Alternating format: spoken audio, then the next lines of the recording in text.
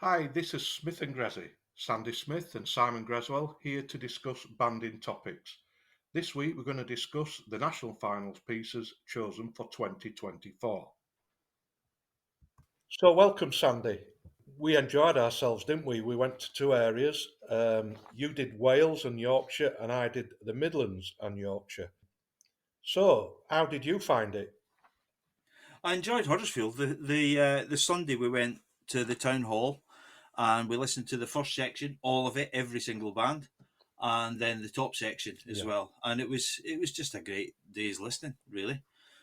Two good pieces, I thought. I had an interesting experience purely and simply because the day before I'd been to the first section in the Midlands.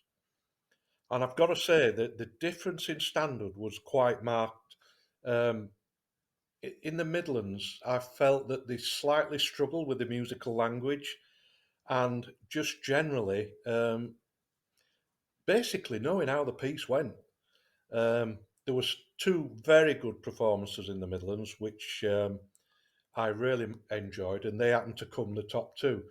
Up in Yorkshire, I very much enjoyed Unite the Union. It's strange. I had a chat with Johnny BT yesterday about that, and he was just quizzing me about how it came across and stuff. But yeah, I did as well. I think, and I mentioned this on those run through nights that I did before the areas where you get a band from each section turns up and plays through their piece with sort of either 1 or 2 weeks to go, and you give them a few pointers and just generally talk to the audience about Yeah, the pieces. I said that I thought High Peak was by far the most difficult piece for conductors of those five. It was a lot harder than Enigma, than Sparky's Enigma. yes, for conductors, I Yeah, agree. I I agree. think that was a deliberate choice. I forgive me if I'm going over old ground that we talked about in the first podcast, but I think it's worth reiterating, especially when we're dealing with what we're going to deal with in a moment about the overview of the 24 final species. These species are being deliberately chosen with an awful lot of care. Um, the first section piece was chosen with a purpose. I went through the area test species for the last since 2000, so about 22, 23 years, with a year off we had for COVID. I reckon that there were 9 of those species that I wouldn't have chosen. Not that they were particularly badly written pieces. Some of them were. Some of them just weren't suitable for what they were supposed to be for, which was getting first section bands Yeah, tested to get them up to the top section. I reckon about 9 or 10 of those pieces were not suitable. And I think we've lulled the right. first section into a sense of that they're maybe a lot more comfortable than they really are. And certainly pieces like High Peak, where the musicality and the shaping of the music is absolutely paramount, have we've stopped playing them. We're looking for pieces that just keep the tempo all the same. There's a sudden pause and a bit of a bell tree and a mark tree or whatever, and then we go into a slow section, and then we hold a big pause on the basses and set off on a fast section to finish. This piece had a So lot. what you're saying is the transitions. Yeah, I mean, there's a hell of a lot of stopping and starting. I worked out that in the first 27 bars, there are 17 tempo adjustments Wow. in the first 27 bars. And they take a lot of sorting out. And I did go out of my way to speak to players, both at those test piece run through nights and in Yorkshire, and also in Wales last week. Uh, Sorry, the week before then, and I was adjudicating to find out how they found it. And they all admitted it was hard. It was hard work. They're Yeah. not used to it. They haven't having to concentrate on conductors, having to be aware of their colleagues within the band.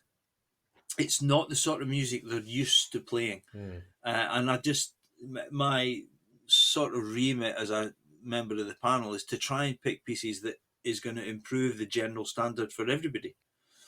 So I think it was a good choice. I think it went down well. One thing I noticed was the lack of bands who were paying correct attention to the end of phrases.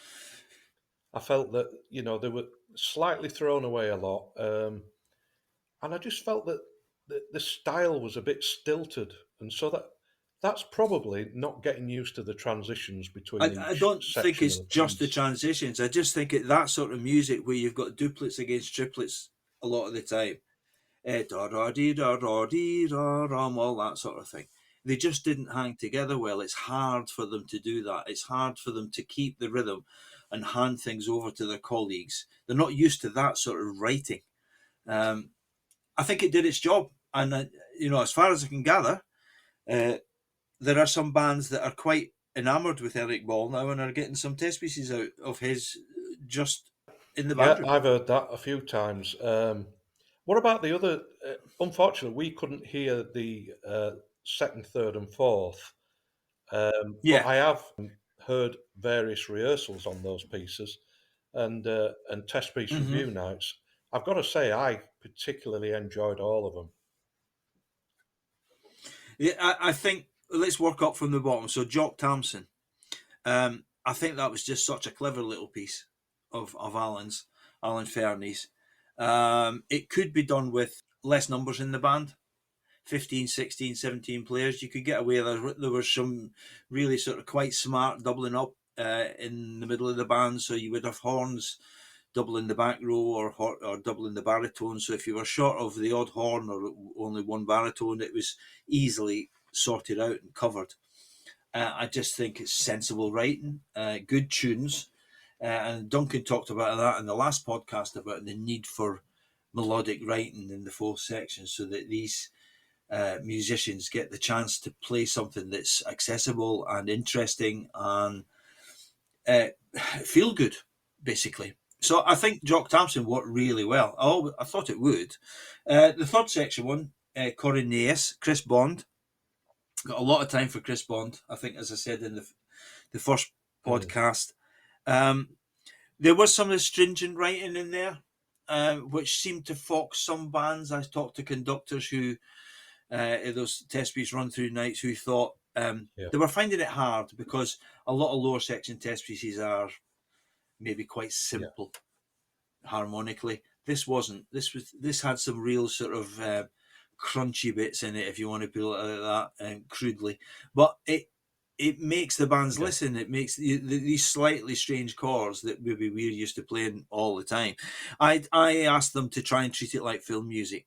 If they heard that on a soundtrack for a Mission Impossible film or whatever else it was going to be, those sort of astringent harmonies are all part and parcel of that, and they just have to embrace them and get on with it. But Chris knows what he's on about. He's very astute at writing. He certainly does. I've really enjoyed his output. Really enjoyed his output. It's been a breath of fresh air. Triptych, Philip Sparks' Triptych, is just a classy piece. It has everything in it. The Mm. guy is. I know it's overused. He is a bit of a banding genius. He can write at all levels effectively and make you want to play the music. It was interesting to listen to. You got the feeling that the bands were enjoying playing it. Tested the bands Yeah. sufficiently. Loads of good melody stuff. That middle movement was a bit of a nightmare because of the keeping that concert F going all the way through at the various octaves and stuff. Yeah. But again, it did what it said on the tin. And Enigma, I just think it was so good, to hear that so many times, and some really good performances in It's one of my Huddersfield. all-time favourite pieces. I It's I actually played on the premiere of that piece, and I've loved it ever since, and I've been quite successful with it. But there were some spectacular performances up at Bradford. there was Um, some really I, good I ones. would say this because I've got friends at Hammonds. Yeah, I really enjoyed their performance. I thought it was quite transparent. But contesting's contesting.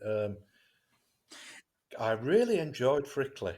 I did. I thought Alan seemed to grab me with that it's reading. what you would expect from Alan Withington, a very cultured, thoughtful reading. Um, yeah, it's a totally different experience. I mean, I've judged at Yorkshire a couple of times, top section, and we were there sitting listening, you knew exactly who was on. Every band on the stage had friends of ours playing or conducting or whatever. So you are coloured by your hopes and expectations. And yeah, and there were some good. I did think Hammonds were a bit unlucky, but there were some good performances, And I think we both agreed that Black Knight were quite clear winners. I thought that was stunning. I really, really enjoyed the risks that Nick took with the slow movement, and it was certainly way out in front for me on the day. It's the best I've heard them for a long time. I think it was. It was again. We're talking about trying to pick pieces that reward clarity, and that's one thing that Nick does very, very, very well is get clarity in his band's performances. I've heard him do it up in Scotland with Whitburn as well. It's the same approach. There's a transparency in the textures. I got to say though, I went to Wales a couple of weeks later, and Corey playing off number one were absolutely astonishing. They were. I haven't. I mean, I've told a few people. I spoke to Phil Harper afterwards. I haven't heard a band play as well as that in this country. I've got to go right back to the YBS days, early 2000s. It was that good, and I spoke to a few. I spoke to Glenn Williams, Tom Hutchison, Steve Jones, one or two others. They had worked their backsides off for that performance. I know they've gone through a bit of a rough patch, and there's been a little bit of disruption and stuff. They absolutely worked their socks off for that performance. But it And they were sounds so like any tough. disruption they've been through, that they've worked their way out of it, and that's what the best bands do. Stunningly good. I've got to say, it was really impressive, and it's proved to me that a piece like that, yeah, most of the bands had a fair stab at it in Wales. I've got to say, and even in Yorkshire, there was one or two at the bottom end that struggled a bit, and there was one or two others who made a sensible decision, and to put the brakes on very. One of them bands was not Chapeltown, Stannington. Very, very sensible.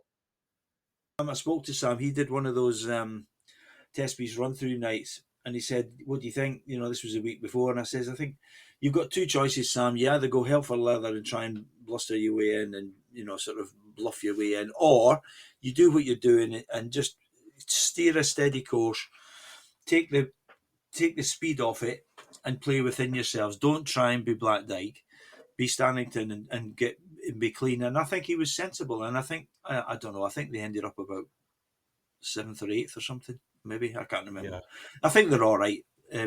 Although that's a strange thing, I've still got to see the Yorkshire area grading tables upgraded, and that's probably 3 weeks ago now. I don't know what's going on there, or if anyone knows if they've been done yet or not. But again, that piece did its job, and it was easy listening for the audience, and it was long enough. One thing that I noticed, the crowd stayed in. Yeah, they did in Yorkshire certainly, and in Wales when I was in for those days, I spoke to Phil Morris this morning actually, and he said he's had the ticket sales figures through, and that was the best attended areas he's had for donkey's years. So I would like to think that's something about the test pieces as well. That there's a bit of interest perking up again in it, and they were good listening,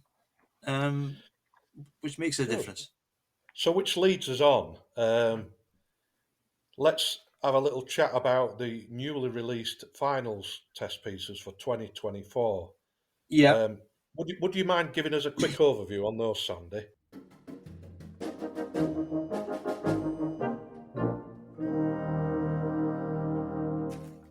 Okay, well, I mean, let's just read through what they are for a start. So we'll work the way from the bottom up. Smoke Sketches by Daniel Hall, young composer, still in his 20s. He's about That's mid-20s, is he? he's well, as far as I can work out, he's 27 Wow. ish. Right. So he's still a young lad. But it's just such a good piece. When we chose that to have a look at, I just thought it was a really tightly structured piece with loads of interesting sounds. Again, maybe in the past you got very, very simple harmonic writing in these pieces. This isn't like that. So both melodically and harmonically, I think it's very interesting. And it's modern in its sound world, but it's firmly rooted in good values of solid band writing, which is a huge thing for me. The scoring has to be really good. I just As Daniel, is this his first test piece? He's certainly Well, he's certainly a name to watch.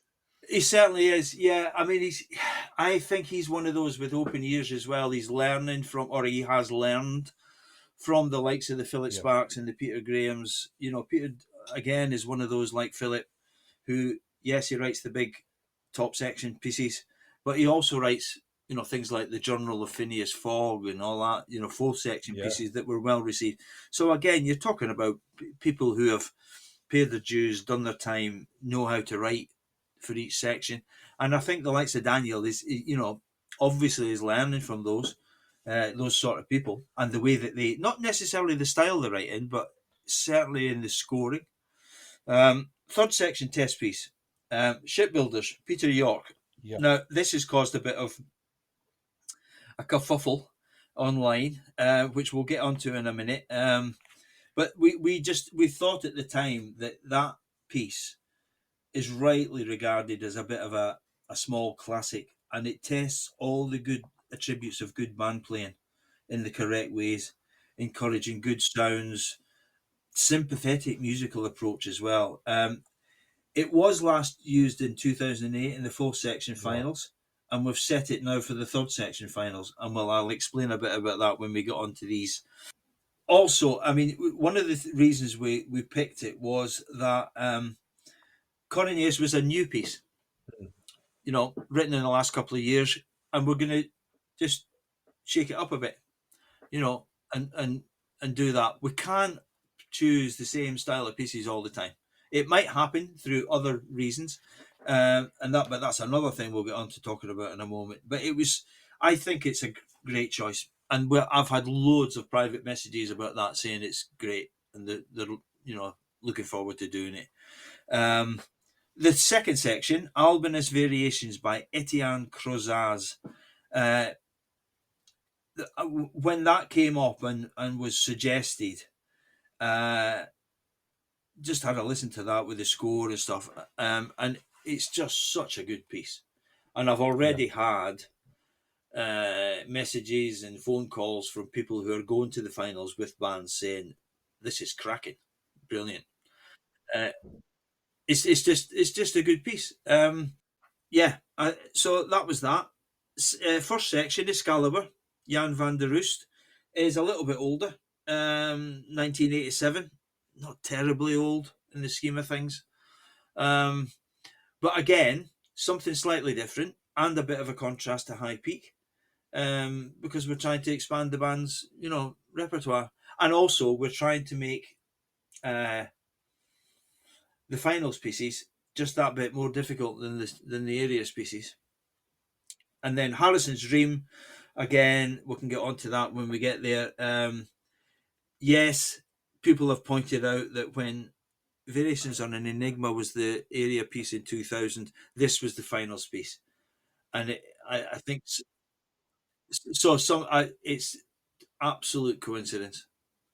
There's no agenda. There's no laziness. We had pieces, and we'll get on to the whys and wherefores of picking pieces for these contests in a bit. But it's a cracking piece. I've had a listen to it again today. This is my time. I'm off school at the minute, half term stuff, Easter and stuff. So I just had another listen after we had the meeting. We don't know, about 6 weeks ago. And I obviously know it really well. Played it in London. And I just had I was 17th that day. I know you were. You drew number one. I was playing with Grimy and we got fourth, I think. Yeah. I had a lot of listen today because I thought people are sort of complaining slightly about it. I'll tell you what. As far as I'm Take some concerned, playing. well, I've listened to it with the score again, and I know it well anyway. But it was just to reassure myself. That's hard. That's so It hard. is. It's lofty. It is. And it's long enough. That first slow Yeah. section, Sandy. There's loads of good stuff in it. Although I was 17th with YBS on that at London, we actually won the Masters on it. And Yeah. that is the section we really put some work into because it takes some controlling after the fire and brimstone opening. Yeah, and but the clarity that's all in those demi semis at the beginning and all that, it's all on that recording. It's brilliant. And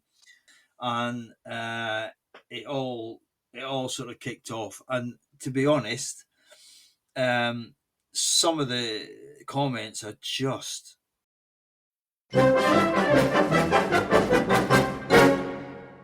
well, I've written some of them down, and we can go through them bit by bit and just address some of the arguments or some of the thoughts. Let me fire one at you. Go on. Let me fire one at you. Okay. Shipbuilders was last used in 2008, fourth section. Yeah. I know we've already just mentioned that. This year, it's for third section bands. What does this tell us, if anything? So, in my opinion, it could tell us two things. It could tell us that it was set wrongly in the first place and it was never a full section test piece, that it was too hard. And I remember I felt that. At the time, speaking to one of the judges who said that it was a bit of a car crash.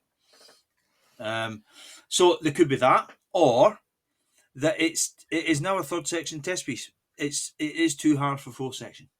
It is. You know, one comment that really grabbed me, and it's from an eminent person. I'm not going to name him. Yet one more year without a new commission, unlike our friends in Europe. Yeah. As if that's new news. It's been like that for a long time. We were lucky enough. It has. Going right back, to the days when, you had pieces commissioned like Blitz, and during the 80s, the 70s, 80s, maybe even the 90s, Devil in the Deep Blue Sea and all that was newly commissioned. Those days have gone. There is no money for this. Quite where we expected to get the money to rightly pay these composers to compose. I don't know, but it was one of my hopes that an organisation like Brass Bands England would make inroads into. I don't think really it's down to the contest because, to be quite honest, I do think that Capital have enough on the plate keeping that contest in the Albert Hall. Well, I mean, there's all sorts of things to talk about there. It's all right saying new commission, and what seems to have happened recently in some instances is that there's been a sort of deal done with composers to say, we can't pay you, but what we'll do is you self-publish it, and anything that you can make off the sales of it, because the bands have to buy it, with it being a set test piece, that's for you. That's your fee, sort of thing. There was a set of areas pieces just before COVID, I think, that were a bit disastrous, to be fair. And speaking to people on the panel, they got their fingers burnt with a couple of them that just weren't really up to scratch. Let's call a spade a spade. And again, that ties in with some pieces just not being fit for the purpose that they were being used for. Not that they were bad music, but they weren't quite fit enough for that. So, unfortunately, like it or lump it, those days are gone at the moment. There are costs involved in both in Cheltenham, and the Albert Hall is astronomical price wise. I mean, unbelievable, high five-figure thing for hiring it, and it's hired out at a 5 hour stretch, and then anything you go over that, it's 4 figures per hour, and a decent 4-figure fee per hour to have that hall. There are time restrictions on it. Yeah. But I mean, this, we can get back to that. Some of the other things that were mentioned on these threads that I just think are so ill-informed. There was one young composer that just chucked into the mix. I've just had a new test piece published as well. As if, I should be having a bash at this. And I think you went on and asked him, has it been? Yeah, I asked him if it had been performed. And he said, no, it's never been performed. So you've got this idea that somehow a totally unperformed piece, which, and this happens a lot when we get submissions for the sent in on emails. I haven't got a recording. It's not been played yet, but I've got a MIDI file of Sibelius playing it. Brilliant. A computer playing. Geez. And so human beings haven't been in front of this music. How do they know if it works or not? How do they, but people, there's this sort of expectation that, I've written a piece. Everybody, Tom, Dick and Harry in the back bedroom's a composer now at the age of 19 or something. And I'm sorry, it doesn't work like that. I've got to say, Sandy, if you're writing a piece, surely if bands, if you want to be taken seriously, surely you should know a band that is willing to try it out for a couple of rehearsals, or even record it, or just sit, like you say, see if it works. But to just not have it performed and think a panel's going to go for a piece that's new, it's mind blowing. That it's not going to happen. I mean, there is nothing at all to stop any composer approaching any band and saying, I mean, which conductor is going to turn this down? I'm a young composer. I've written some pieces. Will you try them out? Of course they're going to say yes, right? You then try them out. And if you want your piece played, you try and persuade someone to play it at the Leicester contest or something, or an own choice test piece contest. There's one down here in Holmfirth in about 6 weeks' time. Play it there. Play it out. Get it played. Get it noticed. Find out whether the bands like playing it or not. I'm getting a wee bit tired of this thing that we owe these young composers a living. They're going to have to do better, because now all the pieces that have been off the table, the High Peaks, the Spectrums of the world and all that, they're back on the table now.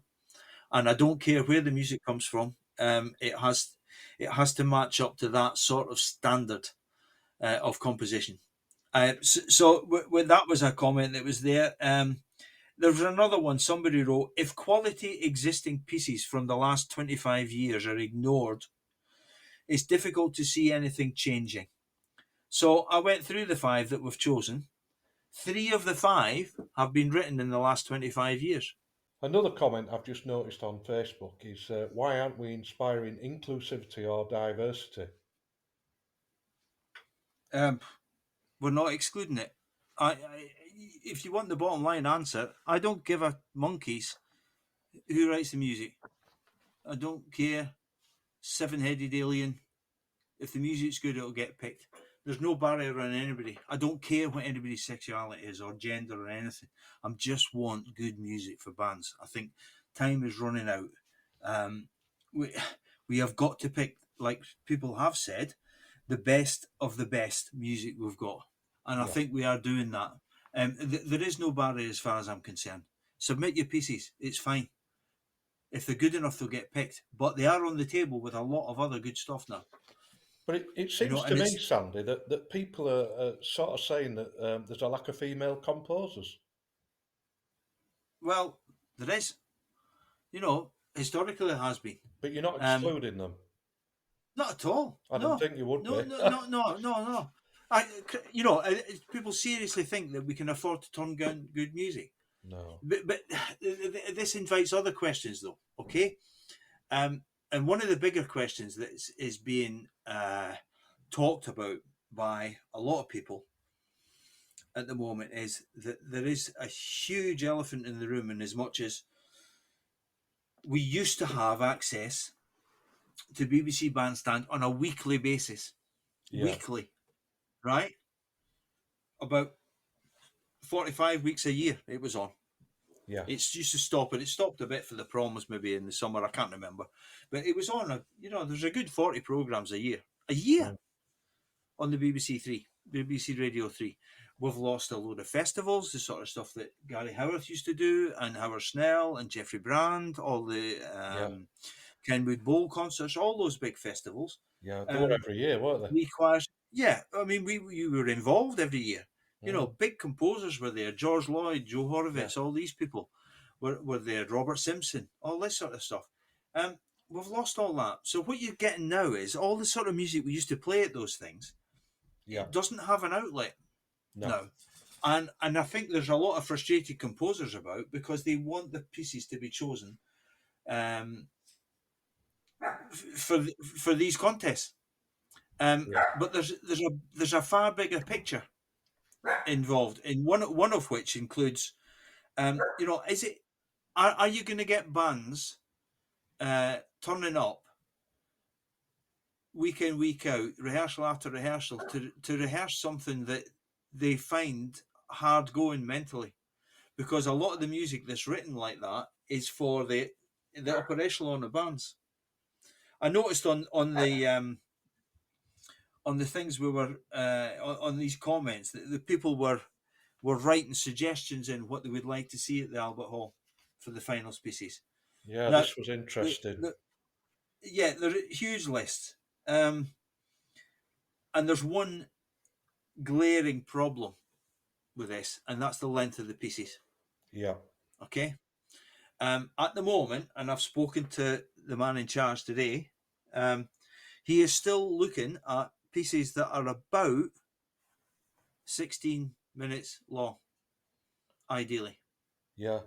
Okay. I think in reply to a question I put on that thread, a very well-known player came back with quite a few.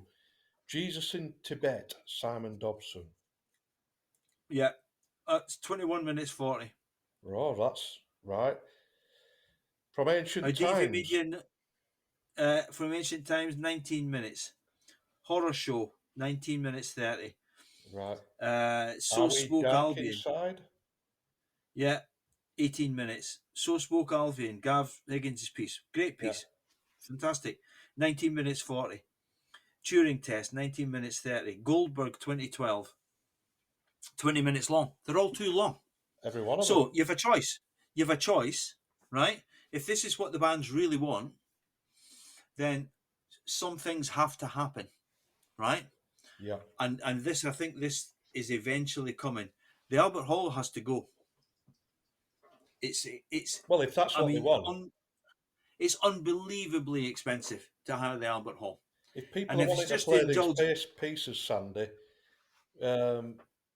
Capital's pockets are not deep enough to be putting. I think it's you can't expect them to pay for a hall just to accommodate a 21-minute piece. No. To please a few people. Either that, or there's a reduction in bands. Well, okay, so that's the second part of this. So if you want this at the Albert Hall, you've got to drastically reduce the number of bands. So this is where this argument of, and we can get onto this in another podcast, and I know we're not the only ones talking about this, you revert back to, or you revert to 6 pre-qualified, or 8. Yeah. The top 8 at London get an invite back, or the top 6 get an invite back, and the 8 area winners. Yeah. And that's it. And that will give you enough minutes. Yeah. To put a bigger piece on. It does, yeah. And I mean, there are lots of other things there that we can talk about the trying to get the quality up at the Albert Hall. Because if he's paying for, there are still the cup of tea bands, as they used to call them, which unfortunately, we have to talk about these things. If you want a piece like Jesus in Tibet or From Ancient Times, they're horrendously difficult. And sometimes, in a very superficial way, there's certain element of Emperor's New Clothes about some of these pieces. Yeah, And I it's not notice on a required. lot of pieces, Sandy, there's a lot of padding goes on, as if There is a lot of padding, and it's composers. I've talked to composers, and they know they're doing it because they don't know how yeah, else to trip the bands up. I'm not saying that there yeah, isn't some good music. I'm quite happy to hear it. I'm quite happy to hear all of these pieces played in the right setting. But what you got to remember also is this is a private venture. Philip Morris is paying for this out of his own bloody pocket, right?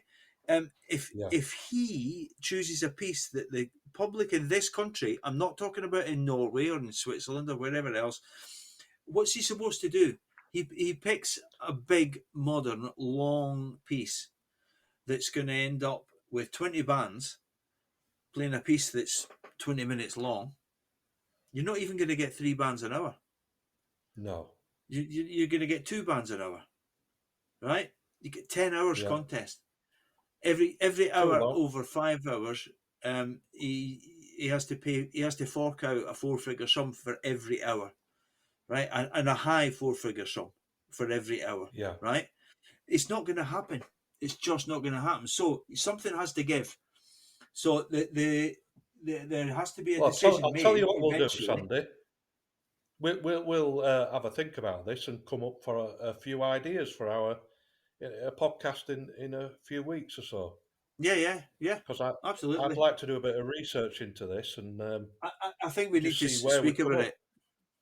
Yeah. Yeah, Something's going to have to give. We can no longer get away with the fact that the Albert Hall looks lovely, and you know it's the acoustics is not yeah, conducive to being really that brilliant. yeah, It looks fantastic, and we all know what it looks like, and we've all been there and played in it, and blah blah blah. But there comes a time when we have to say, is that hall too big?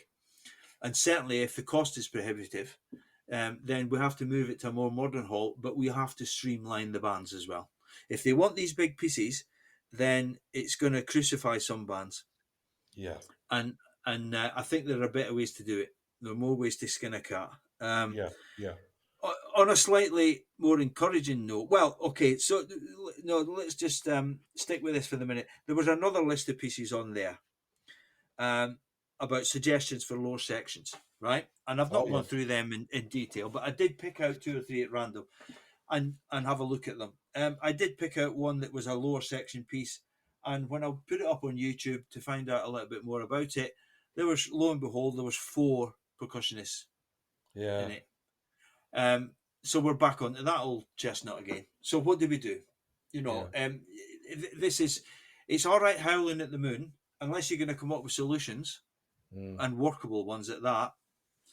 Then you can howl all you want. Don't yeah. make a ha'porth worth of difference. I Um, saw that list as well, and this morning I had a bit of time. I did a bit of listening, and I'm not being funny, but most of them pieces sounded very similar to each other. They all the, had this chitter chatter playing in it, and it drives me mad. That sort of playing. It doesn't there teach is a. anybody anything. This is why they found High Peak so hard. And we're Yeah, not talking about going back to Victorian times and playing no, James O'Sullivan or something else. And but we're talking about playing really good quality music that makes our bands play better. yeah, Some of these test pieces, I'm afraid, for me, and it's not because they're modern, you know, mm, I like stuff like the Takamitsu Garden Rain. Grimthorpe Abbey is a brilliant piece, yeah, right? We can't have them. That's no, not suitable. Um, there's a fair amount of opportunity to bluff and bluster and con your way through these pieces when there's a lot of noisy stuff going on. It's yeah, easier. yeah, It's the we all know what's hard to play and what's not, and mm, a lot of the fast loud stuff isn't hard to play. It's no, knackering, and that's the only opportunity they've got is to try and tire you out. There have been though, not only privately but online, some really encouraging comments about these test piece choices as well. There was one I noticed from a player who's not going to the Albert Hall, mm, who wishes they were, and saying that the one time I'm not going, they pick out such a great piece. might go down to listen this year then. It's promising some real magic. So that's Harrison's dream. So that's current players, young players wanting to go and hear that piece because they consider that to be a great piece. I mean, there have been some, frankly, rather naive, banal comments about it's a lazy choice and it's a poor choice and all that from players who I would consider would be far better off playing it first and then commenting. We were always brought up, you know, and there's plenty of test species we've both played in the same band and in different bands that we didn't like. Loads of them. Loads of them, but we got on with it and we tried to do a better job than anybody else. Absolutely. And there would be people in those bands who we know. Yeah. Mr. Jackson, for one, who would be telling you, keep your mouth shut until you've played it, then you can comment. Absolutely. You know, so I just think the social media tends to give the keyboard warriors a bit of a voice, but I do agree though. There has to be more debate. There has to be more talk about how we can try and fix things. We can't just keep stumbling along. And that little article by Ewan about the 5 takeaway tips from the areas, it's bang on. It is. There has to be open discussion about what happens lower down. How do you encourage people? I mean, the youth championships that were on just last weekend looked great. It looked fantastic. How do we encourage that to be brought into the area things? They do it in Scotland. They have a 4B section where it's non-competitive and they all get it's a bit like the wind band thing, gold, silver, bronze awards and stuff. And they get to play in Perth Concert Hall, which is a fantastic venue. And that encourages them to get into it. They may join a band, etc., etc. We have to look at other things. We've got to look at percussionists, how we get around that. Yeah.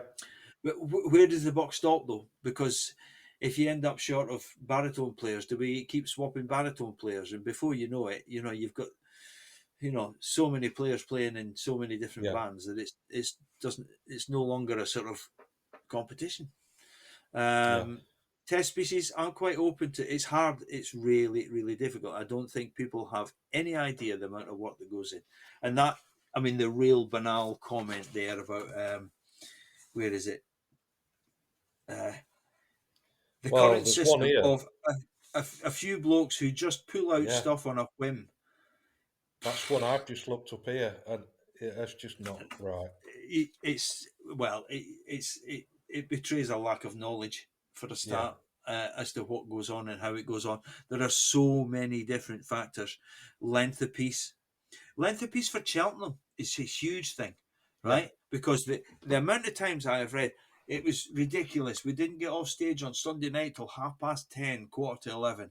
Then we had to get home, right? He said he can't have the 4th section. He doesn't want to have the 4th section on a Sunday night because by its very nature, there are a lot of youngsters in it who have school in the morning. Yeah. Right? So, and we tried to pick pieces this year we picked 2 short pieces, 9 minutes 30, Smoke Sketches and Shipbuilders.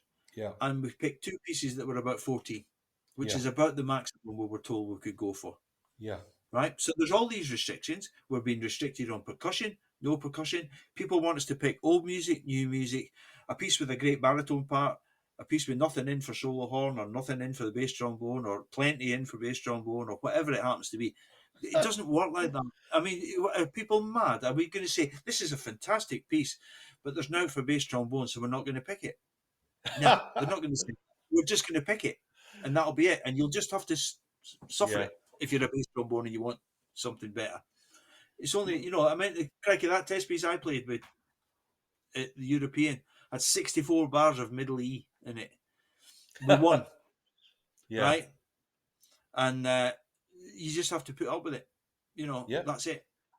Absolutely. Hank Baggings, it was called. Sandy, there's been loads of negativity, but I think that's people who are wanting to be, like you say, keyboard warriors. But at the end of the day, the area test pieces did what they were designed to do. Yeah. There's a really good field of bands at London. There's really good quality competition in the lower sections. Hmm. I think, like you say, that if people get together, talk sensibly, and stop throwing rash comments about, the banding world will be a lot better place. Well, I mean, one thing we can't do is we can't pander to all this. We need this. We need this. We need, you know, uh, more music from here, more music from there. It's not about where it's coming from. Yeah, It's not about where this music is coming from at all. It's not about the age of the music. It's not about the gender or sexuality of the composer in any way whatsoever. I don't care. mm, It has to do with the quality of the music and the suitability for its purpose. And this is where some people are falling down. They're trying to shoehorn in music that would be far more suitable for big music festivals. And I get the it's music of quality, but it's we have to remember that bands are rehearsing these pieces for longer and longer these days. well, I If remember you think Sandy back, the other year. We had a monster piece, and you were the architect behind that, Tubular Bells. And what did we do? We toured it ourselves. yeah, there's nothing stopping anybody playing any sort of music they want anywhere. Yeah, If they want to put on a whole program of whatever they want, it doesn't matter. They can go and do it. They can book a hall. yeah, They can take the band. They can play the music. They can sell tickets, and they can make the money or not, if yeah, depending on them. But to expect somebody like Philip Morris to take the financial rap for them to indulge themselves, I think is naive. yeah, He has to try and sell tickets for things, yeah, and that entails picking test pieces of certain lengths. We are restricted. We know that, and yeah, that's the way the cookie crumbles at the minute. If they want longer pieces, we get rid of the Albert Hall. yeah, We get into a modern hall that has good facilities. Let's do that. Let's cut the bands down, get longer pieces, get less bands. yeah, Yeah, and let's see if they still want it then, yeah. or do they want the cake and eating it all the time? And it's Absolutely. just yeah, Well, I think we've said enough on the subject for this week. yeah. We'll wait for all the flack coming in. Yeah, there'll be loads, and I'm not worried. No, no. We're here to voice opinions, and as much as people, to be fair, voice opinions on Facebook or WhatsApp. We're all open to having an opinion. Um, but I was especially keen that people are aware of the restrictions that the music panel go through before they start. We want this, we want this, and they've got to know them restrictions. So thank you for that, for putting us straight. And I No I, problem. I understand it's a private enterprise, and you've got to look after it. You've got to sell tickets, all the rest of it. But I happen to think that this was only personally, but that these are another great set of pieces that you picked. So I, for one, would like to thank you and the music committee for that, and long may it continue. That's right. So Yeah. The final thing I would just like to say and reiterate is nobody is stopping any band in the country doing whatever music they want. no, If they want to play no, this stuff, go for it. Absolutely happy to lovely. go for it. Find outlets for it and do it. Yeah. Okay, so that's the end of this podcast for another week. Thanks for joining Smith and Grezzy, Big Chat Brass, and we'll see you shortly. Thank you.